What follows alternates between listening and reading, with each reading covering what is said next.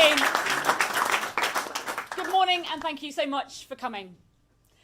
2 weeks today, the Labour government will deliver their second budget. And let's be honest, it is looking a bit bleak. They promised they would deliver change, and they haven't. They promised that they wouldn't put up key taxes, and they're preparing to do just that. And they promised that they wouldn't come back for more. Well, we'll see. The problem is, the Labour government has no vision for our country, no vision for our economy, and whatever their destination, they are failing to take the British people with them. This cannot go on. We Liberal Democrats know that all the while that Labour is engrossed in their infighting, people are struggling. Every single day, people are struggling with the cost of living. They're scared that they can't keep their homes warm this winter. And as well as a cost of living crisis, we also have a cost of doing business crisis. You just have to go down to the high street and you can see it.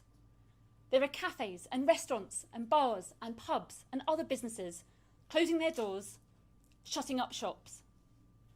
And if the Labour government is not careful, this cost of doing business crisis is going to snowball. And in the coming months, we will see many more businesses shutting their doors, boarding up the windows, and handing back the keys.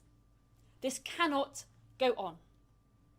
That is why, today, we Liberal Democrats are incredibly proud to announce that we, if we were in government and if we were doing the budget in 2 weeks' time, we would deliver a £12 billion emergency package to drive down energy bills for households, to slash VAT for hospitality, attractions and accommodation, and to put in train the measures that would save our beloved high streets. Politics is about choices. And we Liberal Democrats are choosing where we would raise the tax.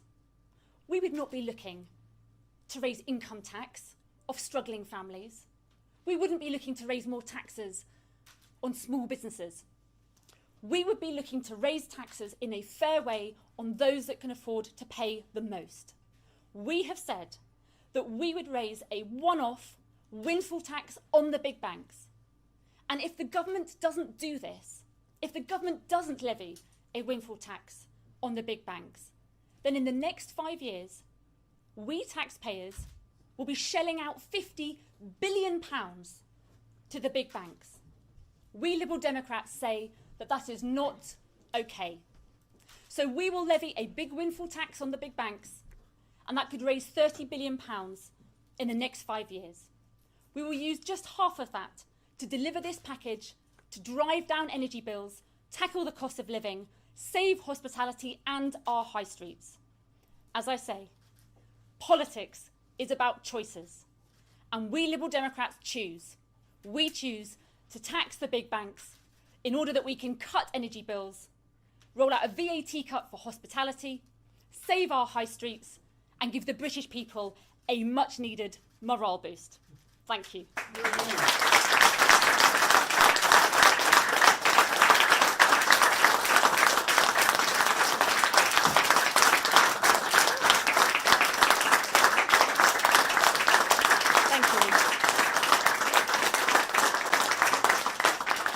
Thank you very much. I've got first question, Helen, I think. Yeah. You pitched this as leading to lower prices of VAT cut of hospitality for families who are struggling to go out and afford a meal out, for example. How would you actually make sure that a VAT cut meant lower prices? Because surely a struggling hospitality business could perfectly legitimately say, well, no, I'll keep my prices the same and use that extra money to maybe employ more staff.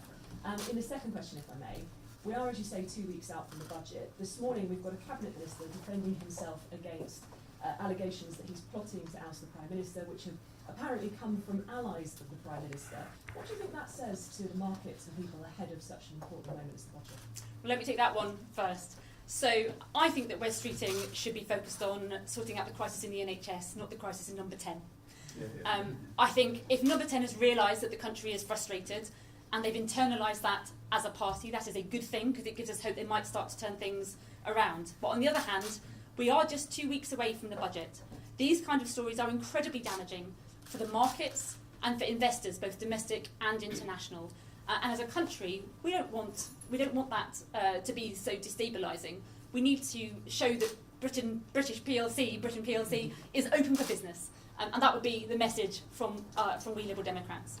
On the first point, in terms of the numbers that we've produced, we've said the combination of these two measures, reducing energy bills by removing one of the policy levies and giving this VAT cut, would put £270 back into people's pockets.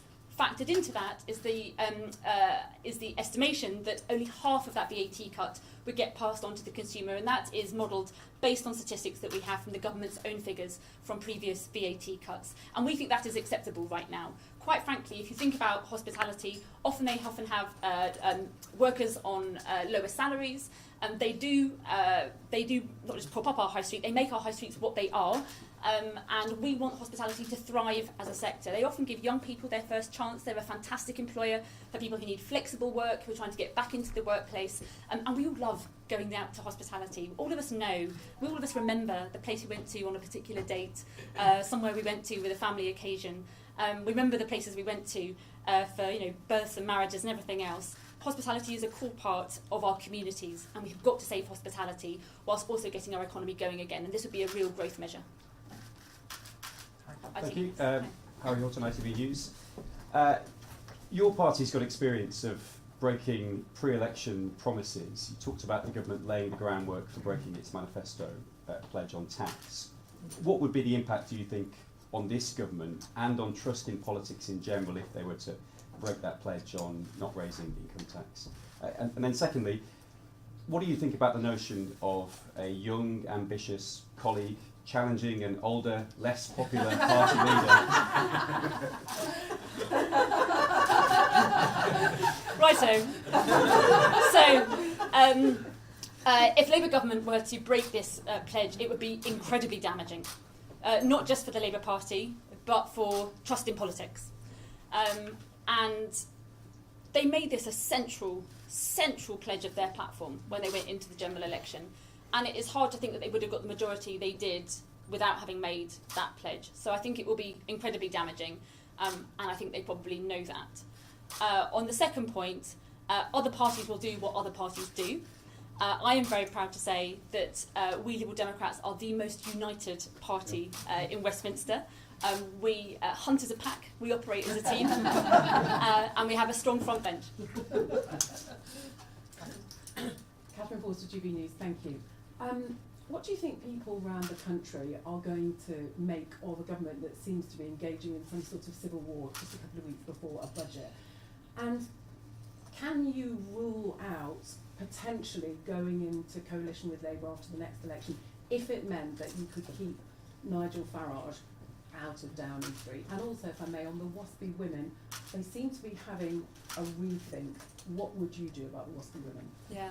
So I have to say, the announcement yesterday from the government I thought was pretty staggering.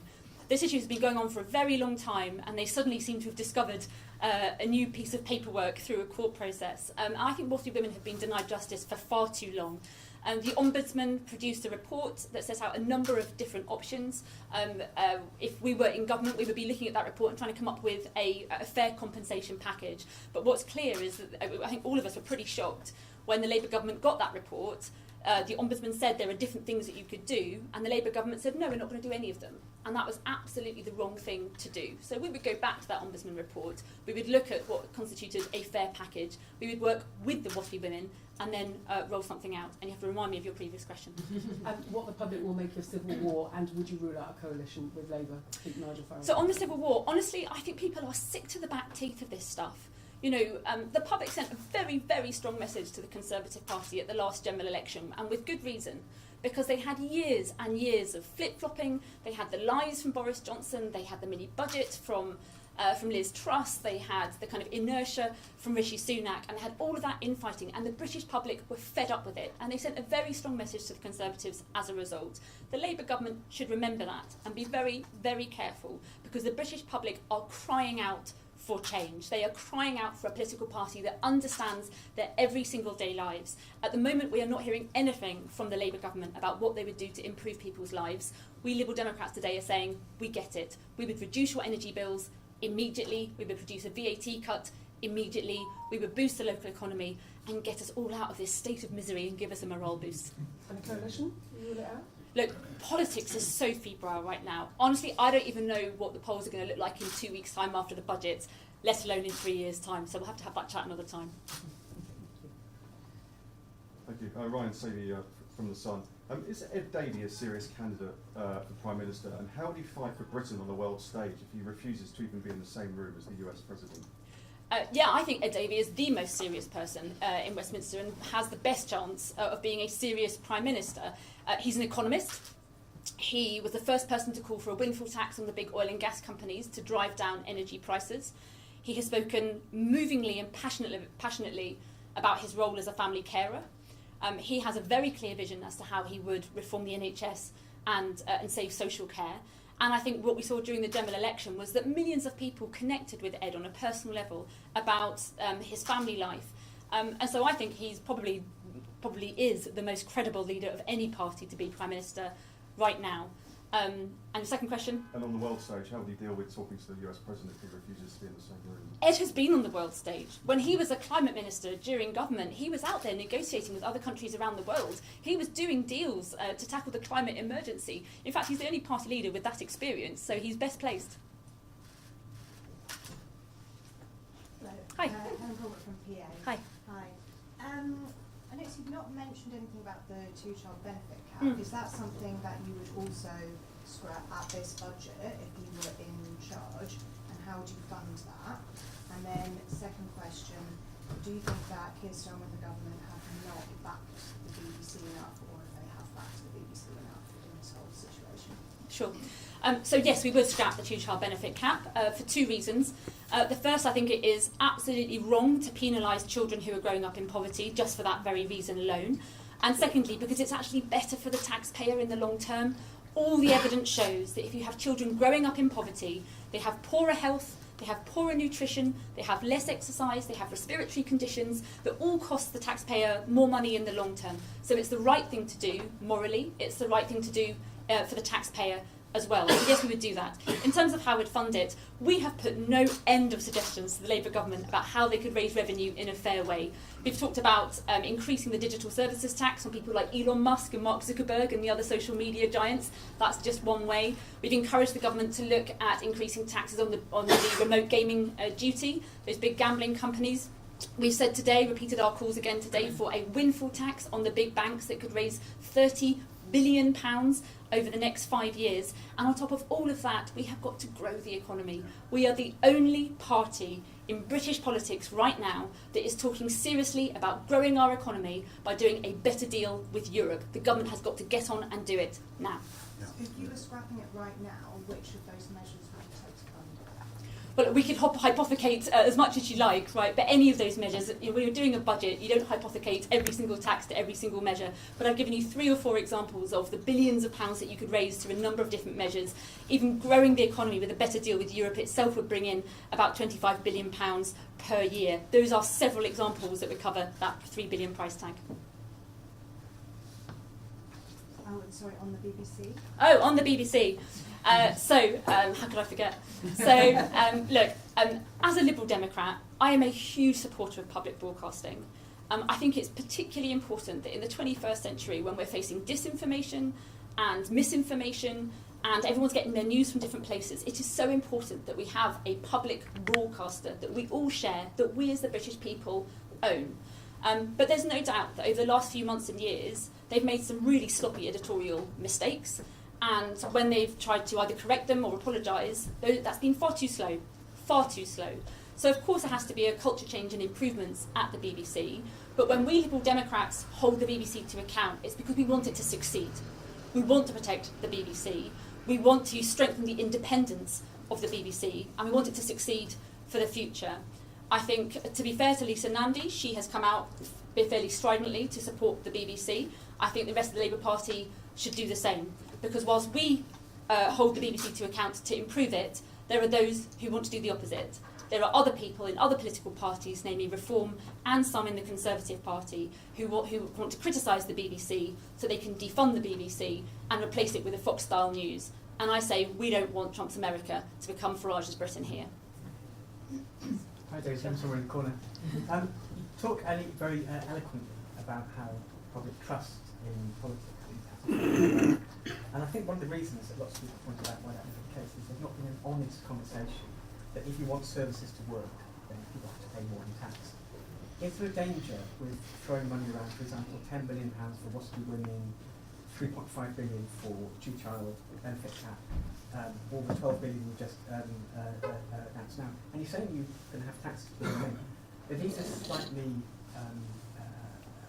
pain-free taxes, ones which people think, oh, that won't actually affect me, like a gambling tax, a digital services tax, a bank levy. Do you worry you're perhaps part of the problem, that you are promising people that they can have good public services without any painful tax? Look, if we're going to have an honest conversation about tax, let's also have an honest conversation about growth. Brexit has been a disaster for this country. It has wrapped up small businesses in red tape. And whether it's our hospitality businesses, or whether it's gardening centres, or whether it's our fantastic British exporters, they have to fill in reams of paperwork. 2 billion pieces of paper have had to be completed by British businesses since the Brexit deal. That's enough paper to wrap around the world 15 times. If we could scrap that red tape, we could get serious about growth. And it's all very well for the Labour government to say, well, Brexit is part of the problem. But if they're going to say that, they have to say how they're going to fix that and what the solution is. We've given them the solution. We need them to go further and adopt our proposals for a UK-EU customs union. Oh. Hi, how you doing? I have two questions. Firstly, the pensions triple law, which independent economists argue is basically ridiculous. It's not unfair generationally, and it costs loads of money, etc. Aren't you kind of putting politics ahead of votes from a particular candidate? And secondly, would the Lib Dem stop politicians presenting current affairs TV shows, news shows? Second question, yes. First question, look, the triple lock is really important. We were very proud to introduce that as a party. There are still 12 million people in this country who are set to have a really poor retirement. And the triple lock is important not just for pensioners of today, but for the pensioners of tomorrow. Now, some of you in this room who are political wonks will know the government has been putting through a pensions bill recently. They're trying to consolidate pension funds so that those pensions can be invested in the infrastructure that we desperately need to build in this country. If we start playing around with pensions policy, that's going to have a devastating effect on the ability of our pension funds in this country to invest in infrastructure and get the productive growth that we need in the economy. So it's all linked together, and I think it'd be very short-sighted to make a change on that policy anytime soon.